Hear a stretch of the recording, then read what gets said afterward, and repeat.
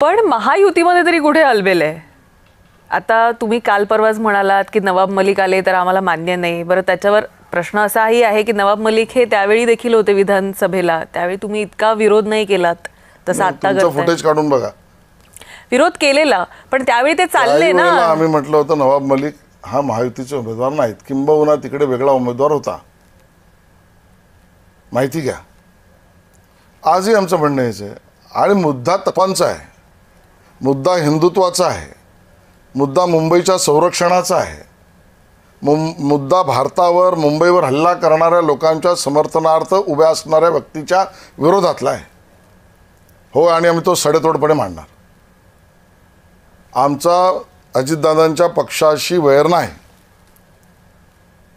त्यांना जबाबदारी जर नवाब मलिकांच्या नेतृत्वात देणार असतील, आम्ही राहू शकत नाही. कार्यकर्त्यांची स्पष्ट भावना आहे.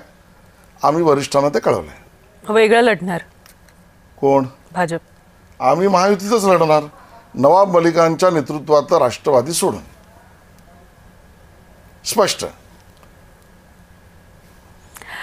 पण आता मधल्या काळात जे आम्ही बघितलं की काही उमेदवार जे शिंदेचे होते तेही तुम्ही घेतलेत, तर कुठेतरी भाजप स्वबळावर जाईल असं वाटतंय. लोकांची भावना आहे. महायुतीमध्ये आम्ही लढतो, राज्यभर महायुतीतच लढणार.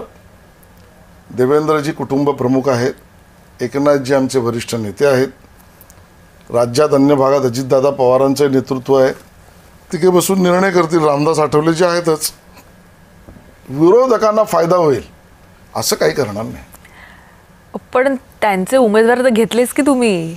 मला असं वाटतं की ज्या घटना घडल्या असतील ना, ते एका बाजूने दुसऱ्या बाजूने कशा झाल्या ते आपण नीट पाहिलं तर त्याचा उलगडा होईल.